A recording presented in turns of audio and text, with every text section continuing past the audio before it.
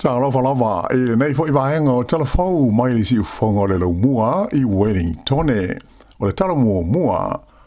ua whailo mai le au ilinga o ni swinga te tele o le awhaia le whainga malo so whaatasia New Zealand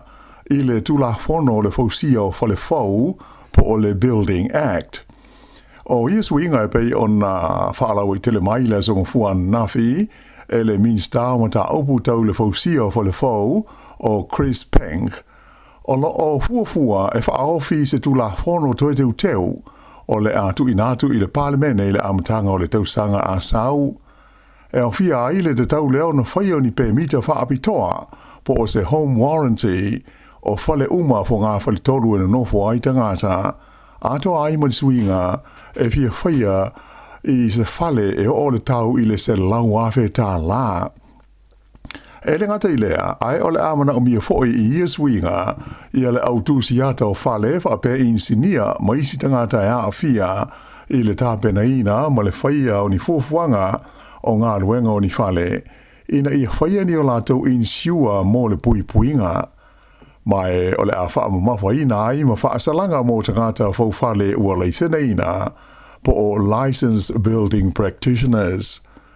O kuso, lea na mua ai whaailo ai le whainga malo, le whaio ni swinga I le tūla fono, ina ia whaawhaingo fiaio na maua pe misa, ma le whaatangana mō ngā ruenga ni whale fau, ma wha maa ai le mamafa o le venga, o lo whea ngai ma pulenga o nuu mai tū malo, po o local councils, pe a fia ai ni whale fau, ma ni whale toe fia whaafau ina.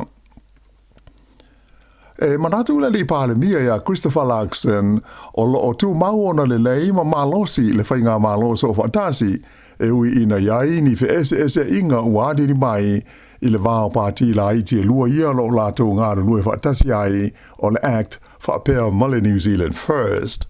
Nau whasiling ia e le wales whaasa laua New Zealand le li pāle mia I le tūlanga māo pōpō le whainga maloso o whaatasi Ona o se whaasa launga le vai aso te ruaia le teitai le New Zealand First, wa wasa mana ia Winston Peters, le ana ia fola ai le so loia o le tūla fono fau na pāsia te ruai nei o le RSB, le Regulatory Standards Bill. O le tūla fono o se vaenga o le malia ngalo ia I le vāo le National ma le Act, mai sa whaaponga ai le teitai o le Act ia David C. Moore, ma sa lango ina fōi le New Zealand First, I lona whaitau ngā whaatolu. Nā whailo mai e si mua ai fōlinga mai o lea ua amatau na whaiatau ngā whainga a wawasa Winston Peters e toe ngāru lue whaatasi ai male pātia le Labour.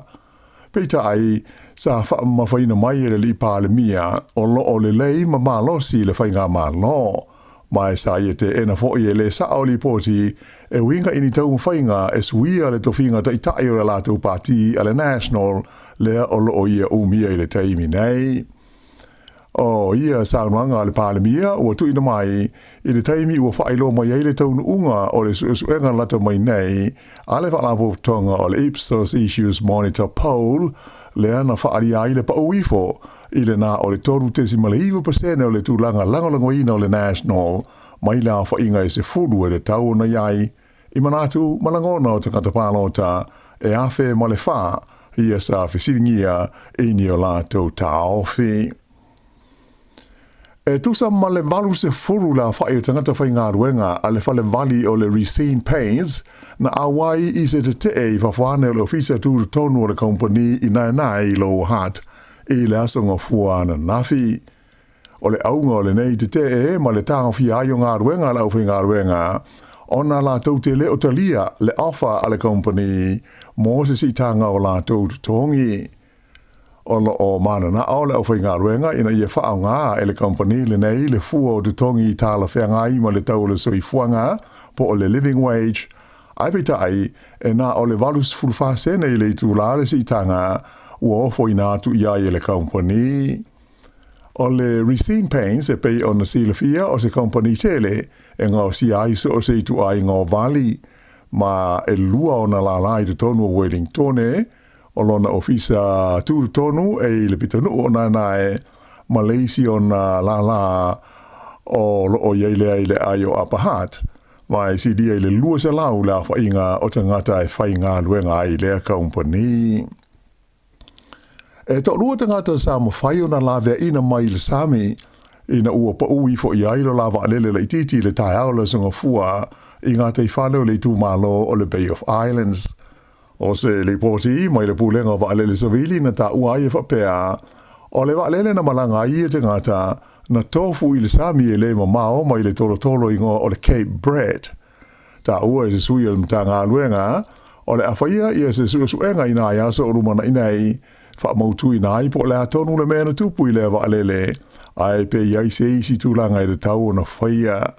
Whai lo mai fo e leo leo la tau maua o se mahala au mo se fsosoani, pe tusa o le se furu le tae au le sunga fua, ta uai, le hanga i fo i lalo le neiva ale le mapalasi ai i le Sami, sa vaveo na o ane iai se vaafi, ma fsosoani i tangata e to lua sa malangai, ma awina ne ai la ua i uta ma le saonga le mu. E le ai seisi o i tangata na manua pe a whaine le whaala melawe, mai ua whai nei i fuafuanga le pula le tauranga ina i mawhai o na wana i uta i se teimi le tamai le waalele le ititi na a fia ai le nei whaala melawe. Ua maua i suenga leo i le tino maliu o se tangata i ala tau sa ililinga mo se tamai taina leilo mai le masina o kuso i au kilani. O le tamata ai sa ilia ingo ia te anihana po mana po o Annie Anderson na leilo mai la so lus fumaltasi o kuso ina ua ia tu ua le whaletari malo le Sky City le waweao. O le nei mawhine lus furu lima te usanga le matua na maua na ata i mea pueata CCTV a o Savaliane e anga i le awalo le Victoria Street West i le o ngā tonu o Kilani. Mai o le teimi mulimuli lea na wa ai lo na tino. O le tino maliu lea na maua le tae au le sto na ina te nei pe tu so le kuata i le valu le tae au i se vaenga o le tonga vao i puke kohe. Wha ilo mai ai le lisa tini le leo ya Martin Friend ua wha ngā solo nei suenga masani mo le wha amautuina po o i tonu ia le tangata ua maliu. Pe ta ina ia ta ua e malosi lo la tu te tununga o le tino maliu le nei, o le tamaitai pe ona sa ilia ia te anihana, mai o lo wha ngā solo pea ia la tu suenga. Pe tai o le li poti o leo o whai tio ina le a inga o le tamaitai o lo a fia, e le o fia i la tau i le whai o le nei whaasa le launga leo, a o lea e le i wha amautu ina, po ai ona le tino maliu lea na maua i puke kohe. O le tae ona li la sa whaiaile ai Palmerston North i a toi sauninga ma le whalelaua singa o tamaiti to tolu i ana whanoro lātou soifua i le whaalawe lawe na muai le whalero lātou ainga i le nuula i titi o Sanson i le vai aso taluai. O le aso sfulimo Novema le ana tupu ai le whaalawe lawe na marili waile nei whanau e to tolu o August e le fidu tau sanga huko e lima tau sanga ma Goldie Field e tasi le tau sanga. Na maliwa i fwoi lea whaalawe lo la tau tama o le li ingo i a Dean Field tolus furuono tau sanga. Mai o lo masanomia leo na whasio tia le nei tamana na whanau a o le ipule o ia ilo na ola. I le taimi nei, ua manuia tau mwhainga ala au tinei mū, e tau fia le solo se mū tele sa haafia i se vaenga po se nofuanga e recycle ai o loa i le pitanu o waiuku i le pō na pō. Siri atu le onu se fulu i a le awhai o le au tinei mū o le fans sa ngā lulue ai mai le tula se fultasi ano pō i le tautonga fitia o le afi na sa sao ma mū ai le nei nofuanga tele. Sa fia foi mamu ai i le afi ia ni pusa o loa de tele po ni containers se ono sa ia i le loto a o le ano fuanga. Se fulu mo le ono la wha i ta amale le tinei mū na wha o ngā ina i le wha ala velave, mai o ane i le tūlai lima i le wawao na nila, o ma whai ona wha i titia le sa sao le afi, e uno ma stasi na wha ina ai. Pei ta ai o lo whautua ina mai e le fans i e tangata ina nofo la talata i lea nofuanga i waiuku ina i e whaai tese ona o le tele o mea na mū o plastics mai te tau na whaia ia talipupuni o whonga pe a whea i whafo mo ia tāpuni-puni le leifa amalama o whale ona o a whaina e ono tupu mai ai i le mana waina o le ea mai le afi. E le i loa le teiminei po le atonu le mafuanga o le mū. E whase lau tolu fitu wafe tā la ia le salatupe ua whaasala ina ai le whaamisinonga se ati na e o mei tua loi le waikato ona o a whaina o le siusi manga mai le ota ma le lapisi mai le nei whaatoanga. Walu mōlianga sa whaamaunia o le kompani le nei ingo o le Graffiti Environmental Park i le whaamisinonga whaitu maloi Hamilton i le vai aso na te nei i lalo le tulafono le Resource Management Act.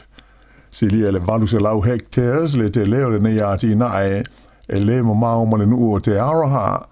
vai ua lata i le se fulu tau sanga o whaia i eisu o suenga le pulenga whaitu malo le waikato ona o le whaale tonu ma le leo le vainga o le e wheleno mai lea whaatoanga ua te le taimi e a whaina i lau whanua ma le siusi manga ai mai se le suawai i lea vaenga o le waikato. Whaalia e whapea o se salatupe au pito mawa ai lea ua whaia le whaamisinonga i lalo le tulafono le nei o le RMA i lona tala whaasolopito ua tolu sifu whātusanga tā luona pāsia. Nā i tala mai whafo ua whailo mai e suisi nia o usunga whono Amerika mai Ukraine le tūlanga le lei ma le anga i rumo te noanga na whaia le sai Sineva mo le tāo fio los whainga Lucia o Ukraine. O ia tala noanga sa ilo nai le fuafuanga mo se file mu le asa tā pena ina le liprestene Amerika o Donald Trump. Whailo mai le whailo tusi le malo Amerika ia Marco Rubio le ana teita ia le usunga whono Amerika i Sineva sa le lei ma te le se au ngā o tala noanga nei le vau i tuelua e pei ona whaia ai le aso sa. Pei ta ia le i tele nisi au i linga sa tu ina mai aena i ta ua fōlinga le lei le wha moe i le tau sa i lia leo se file mu i le tau i le vā o Lucia mo Ukraine. O se wati auro o le tu ainga o le pocket watch na maua mai stasio pasese na maliu i le vā o le Titanic ua whaatuina o mawhaiona whaatuina atu i se tau mahoae i se whaatautui i le whaai ungo le vai aso na te nei. O le whaatautui po le auction a le kompani le nei o le Henry Aldridge and Son i Engelani le stona i te luai sa whaatauina i le nei wati i le tau e tasi te si fitu walu miliona pauni peretania.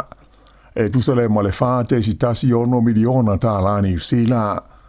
Whailoa e whapea o le nei pocket watch o se mea tō tino a le lifai bis nisi ngo ia Isidore Strauss o se tasi sa ia whaavaina le whale o loa ta uta ua i Engelani ngo o le Macy's. O ia malona whale tua ngo ia Aida ia nisi o le fia afe o le pasese na whanoro la tau soifua ina ua ngoto le wala upasese le nei o le Titanic i le vasa atalani i matu a oanga iana i Amerika i lana ulua i malanga. Tauta ua le nei wati o na e maua ua pē i le taimi tonu na ngoto ai le sami le Titanic i le 20 minute e te a i le lua i le vaveao. I ta alonga, ua whailo mai le pūlenga o le au kirikiti a li a New Zealand le Black Caps o le ato e ta alo le li o Kane Williamson i le au lea ua sauni nei mo le ta alonga whaitawina mua po o le test i le vā ma le au sii mai le West Indies i le Masina Fou. O Williamson e pei on sila fia o le tamata alo lea o lo aisilia i le au le nei e New Zealand i ta alonga whaitawina po tests. O lo ngata mai le ta alo o le li le nei mo le au New Zealand i le ta alonga ma Engelani i a te se mo le tausanga taluai le ana mawai lo na tolu sfuma le tolu o na ai taise lau ua ta ina i se ta alonga wha aleva o malo. O le masina na te nei, le hoina malo roli taia mai ai o ia mai ta alonga pupu ta i luas furu ova wha aleva o malo, mai e le i ta alo foi i ta alonga ta i limas furu ova i le vama le West Indies. Ai pe tai o le ua sauni ta alo i le test mua ma le West Indies i le masina fau. I la kapi wha ala vāo malo, e le aise ai o le i ka le tahi a tonga, i le nā ta alonga ma si kotilani i le malai mari field i le tai au le songa fua. o le tele o le soli tula fono o le Aotearoa na te le lava se a whai na i o le lātou tā longa le nei, ma o ai whai ue pei o na liputi mai, limas fulmo le ono Skotilani i le lea i a tonga o le au Skotilani na malo ai le olopeleki whapea ma Argentina a o le ita alo matonga ai o le au le i kaletahi o na paulea o le na tā longa i te tono Europa mai na whaari mai le whaia o ngauru ia te vita tuifua te le lawa se ngā ruenga le tau na whaia i lana au tā pena ai mō le ipo le laulangi i le tausanga i lua fe luas hulmole fitu. Whaai unga le nā o tala fau.